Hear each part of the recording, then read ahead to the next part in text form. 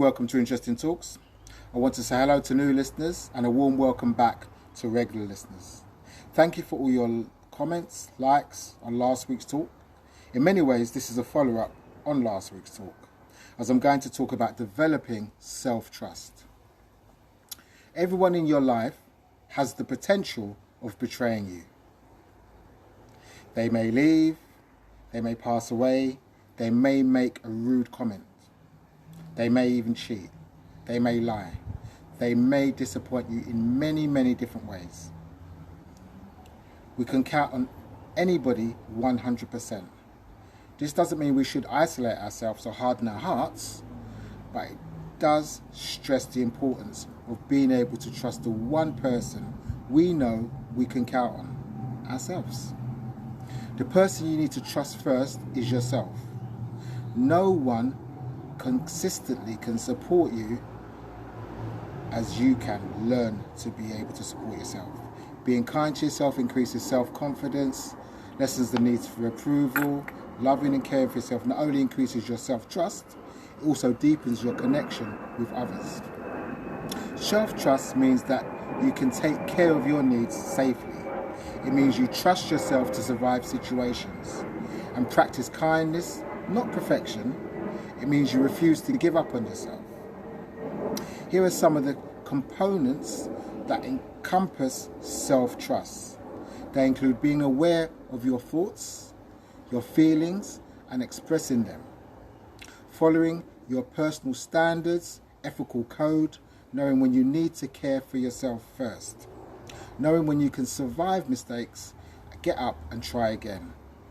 And pursue what you want without stopping or limiting others. If you don't do these things, you're not alone. None of us was taught to trust as children. Instead, we were taught to be dependent.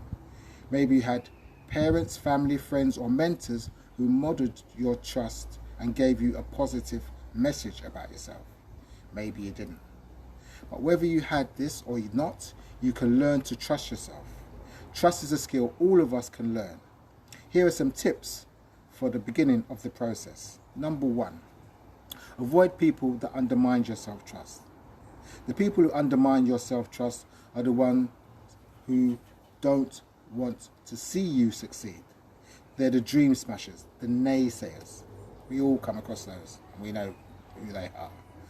While you probably didn't have control over having negative people in your life when you was a child, you do have control today. Think about the individuals you surround yourself with. Do they support you? Do they want you? Do you really want them in your life? 2, keep promises to yourself. Developing self-trust also includes becoming your own best friend. And that includes keeping promises to yourself. Making commitment and keeping it builds trust. For instance, you might make the commitment to create and sustain a boundary, like saying to your neighbour they can't come around every evening and drink a bottle of your wine. You might make the commitment to walk to see your doctor for a checkup. You might make the commitment to go to bed earlier or go to church every week. Find out if you're a good friend to yourself and what you might need to work on. Keep a journal, that way you'll know where you're at. 3, speak kindly to yourself. When clients are around me and they're bashing themselves, I try to know whose voice they're really hearing. It may be the voice of a parent or a teacher or somebody else who sent the message to them that they weren't good enough. Everyone has these awful voices in their heads. Fortunately, this is a habit we can reduce or completely eliminate. For instance, the next time you make a mistake and blurt out, "You're so stupid," catch yourself. Instead say to yourself, "That's okay. It's just a small slip up." Or, "Yes, that was a big mistake, but I'll learn from it. And I love myself anyway." Being understanding towards yourself when you make a mistake helps you to be more understanding towards others when they do the same thing. Trust is the heartbeat of every significant relationship with yourself as well as with others. In fact, the relationship with yourself is the foundation of all your relationships. Again, self-trust doesn't mean you always trust yourself to say the right thing or to make the right decision or follow every rule. It's not about perfection. Self-trust means that you trust yourself to overcome a slip-up or even a failure. I am trusting myself not to do an A+ job, but to survive. Survive life. It's like a game of snakes and ladders. 1 minute you're flying high, all you can see is clear blue skies, not a care in the world. And then in an instant, we're in the bottom of a well, and the only glimmer of light to let us know which way is up. Despite this, we still need to believe in ourselves, love ourselves, and care for ourselves.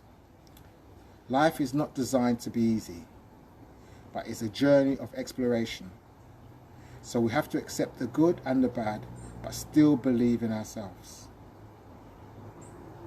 Do leave comments. It serves two purposes. One, others learn and enjoy, and I enjoy reading them. And it has a thing with the algorithms on different platforms. They share the talks and further if they see likes and comments. So share with your friends and family if you like what you've heard. So until next week, be your best friend. Be kind to yourself. Give yourself lots of love. Bye for now.